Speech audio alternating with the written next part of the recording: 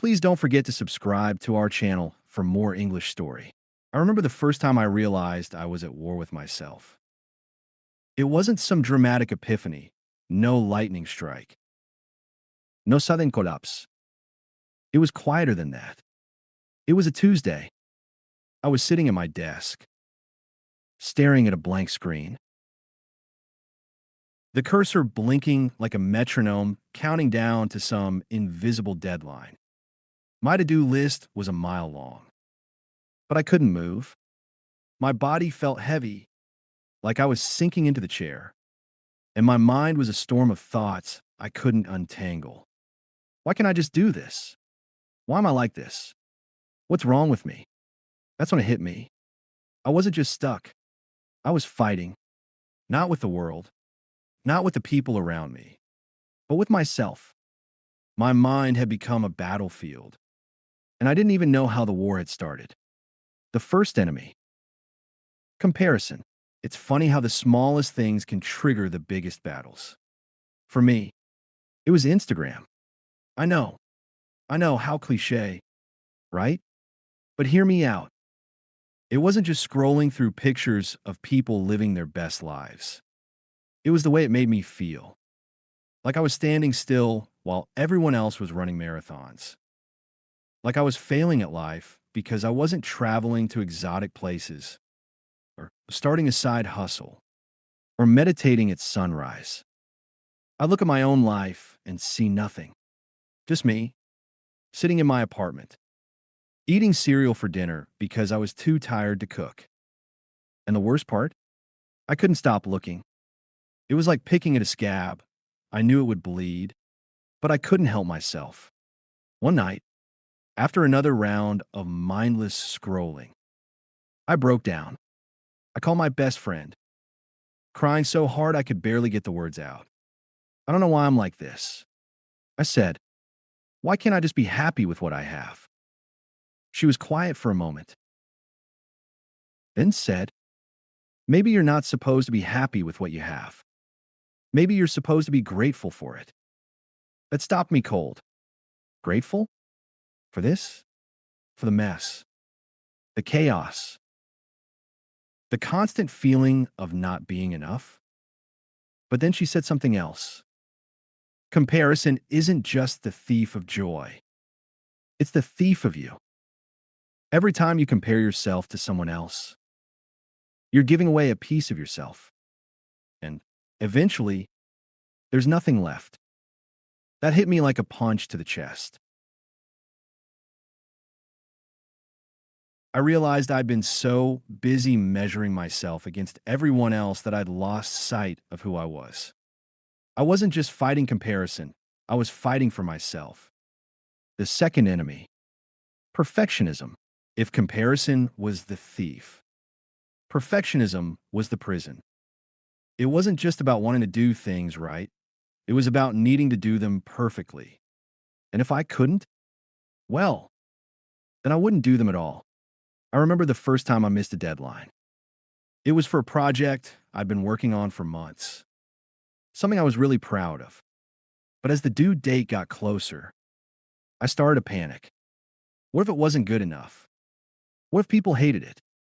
What if I failed? So I did what any self-respecting perfectionist would do. I procrastinated. I told myself I needed more time, more research, more something. But deep down, I knew the truth. I was scared. Scared of being seen. Scared of being judged. Scared of being human. When the deadline passed and the project was still unfinished, I felt like a failure. But here's the thing.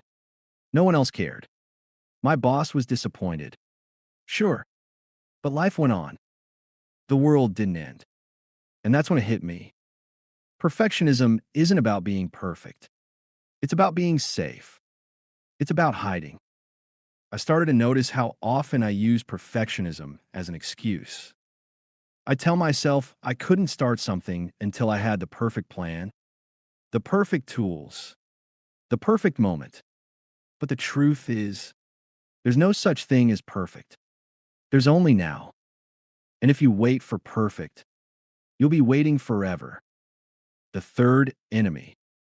Fear. Fear is a tricky one. It doesn't always look like fear. Sometimes it looks like anger, or frustration, or even apathy. But at its core, fear is always the same. It's the voice that says, you can't do this. You're not good enough. You're going to fail. For a long time, I let that voice run the show. I let it dictate my decisions, my relationships, my life. I stayed in jobs I hated because I was afraid of failing at something new. I stayed in relationships that were toxic because I was afraid of being alone. I stayed small because I was afraid of being seen. But here's the thing about fear. It's a liar. It tells you that you're not capable, that you're not worthy, that you're not enough. But the truth is, you are. You always have been. The turning point for me came when I realized that fear wasn't the enemy. It was the teacher. It was showing me where I needed to grow, where I needed to heal, where I needed to be brave. And once I started to see it that way, everything changed. The balance. Toxic motivation versus genuine inspiration. For years, I thought motivation was the key to success. If I could just push myself harder, work longer, do more, then I'd finally be happy. But the truth is, toxic motivation is just another enemy of the mind. It's the voice that says, you're not doing enough. You're not good enough. You're not enough. And the thing about toxic motivation is that it's never satisfied. No matter how much you achieve, it always wants more. It's a never-ending cycle of striving and failing, until you're so exhausted you can't even move. But genuine inspiration, that's different. It's not about pushing yourself to be better. It's about allowing yourself to be you. It's about finding what lights you up and following that light, even when it's scary. For me, that light was writing. I'd always loved it, but I'd never taken it seriously. It was just a hobby, something I did when I had time. But the more I wrote, the more I realized how much it meant to me. It wasn't just a way to express myself. It was a way to connect, to heal, to grow. And the funny thing is, once I started following that light, everything else fell into place. I didn't have to force myself to be motivated. I didn't have to push myself to be perfect. I just had to show up, be honest, and let the words flow. The journey forward. I wish I could tell you that the war is over, that I've defeated all the enemies of my mind and now live in perfect peace. But the truth is, the battle never really ends. Some days are easier than others. Some days, I feel like I'm on top of the world. Other days, I feel like I'm back at that desk, staring at a blank screen, wondering why I can't just do something. But here's what I've learned. It's not about winning the war. It's about showing up for the fight. It's about recognizing the enemies of your mind for what they are: fears, doubts, insecurities, and choosing to move forward anyway. And the most important thing? You don't have to do it alone. We're all fighting our own battles. But that doesn't mean we have to fight them by ourselves. Reach out, talk to someone, share your story. You'd be surprised how many people are going through the same thing. So here's my challenge to you. The next time you feel stuck, the next time you feel like you're at war with yourself, take a deep breath, look around, find the light, and then take one small step forward. That's all it takes. One step, one moment, one breath. Because the truth is, you're not alone, and you're not broken. You're just human, and that's more than enough. Moral. The light in the darkness. If there's one thing I've learned from all of this, it's that the enemies of the mind, comparison, perfectionism, fear, are not there to destroy us. They're there to teach us. They're the shadows that make the light visible. Without them, we wouldn't know what it means to be brave, to be kind, to be human. The moral of this story isn't about defeating your demons. It's about learning to dance with them. It's about recognizing that they're a part of you, but they don't define you. You are more than your fears, more than your doubts, more than your mistakes. You are the light that shines through the cracks, the voice that whispers, keep going. And sometimes that's enough. Part two, the light beyond the battle. After that breakdown on my desk, after the endless scrolling, the missed deadlines, the sleepless nights, I thought I'd reached the end. I thought I'd lost the war. But what I didn't realize was that the end was actually the beginning. The fourth enemy, burnout. Burnout doesn't happen overnight. It creeps up on you, slowly, like a fog rolling in. At first, you don't even notice it. You're too busy pushing forward, too busy trying to keep up. But then, one day, you wake up and you can't move. Your body feels like lead. Your mind feels like static. And the thought of getting out of bed feels impossible. That's where I was. I've been running on empty for so long that I didn't even know what it felt like to be full. I've been so focused on surviving that I've forgotten how to live. It took me months to climb out of that hole. Months of therapy, of rest, of learning how to be kind to myself. And the hardest part? Letting go of the guilt. Guilt for not being productive, for not being perfect, for not being enough. But here's the thing about burnout. It's not a sign of weakness. It's a sign that you've been strong for too long. It's your body's way of saying, enough. You need to rest. And rest isn't just about sleeping or taking a day off. It's about giving yourself permission to be human, to make mistakes, to not have all the answers, to just be. The fifth enemy, self-doubt. Even after I started to recover, self-doubt was always there, lurking in the background. It was the voice that said, you're not really better. You're just faking it. You're going to fall apart again. And sometimes I did. There were days when the fog rolled back in, when the weight felt too heavy, when the voice was too loud.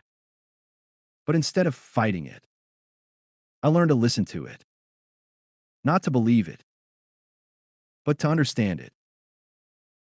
I realized that self-doubt isn't the enemy. It's the protector. It's the part of you that's trying to keep you safe, to keep you from getting hurt. But the problem is, it doesn't know the difference between real danger and imagined danger. It doesn't know that you're stronger than you think. So instead of trying to silence the voice, I started to thank it. Thank you for trying to protect me. But I've got this. And slowly, over time, the voice got quieter. It didn't go away, it never really does, but it stopped controlling me. The light. Connection. The thing that saved me, more than anything else, was connection. Not the kind of connection you find on social media, but the kind you find in real life. The kind that comes from sitting across from someone, looking them in the eye and saying, I'm not okay. It's scary being that vulnerable. It's scary to let someone see the mess, the chaos, the cracks. But here's the thing: vulnerability is where the light gets in, it's where the healing begins. I started to reach out more to friends, to family, to strangers on the internet who were going through the same thing. And the more I shared, the more I realized that I wasn't alone, that none of us are. We're all fighting our own battles, but we're also all carrying our own light.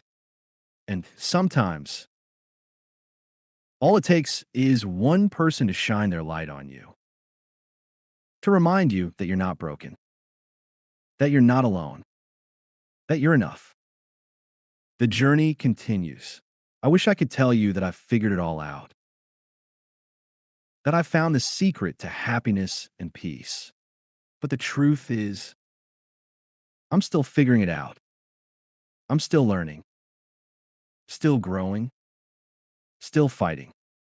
Some days are easier than others. Some days, the light is so bright it feels like it's guiding me. Other days, it's just a flicker, barely there. But even on the darkest days, I hold on to that flicker because I know that as long as there's light, there's hope. And hope is enough. Final thoughts. If you take anything from this story, let it be this: you are not your enemies. You're not your fears, your doubts, your mistakes. You are the light that shines through the cracks. You're the voice that says, keep going. And you don't have to do it alone. Reach out, share your story, let someone shine their light on you. Because the truth is, we're all in this together. And together, we can find the light beyond the battle. So take a deep breath, look around, find the light, and then take one small step forward. That's all it takes.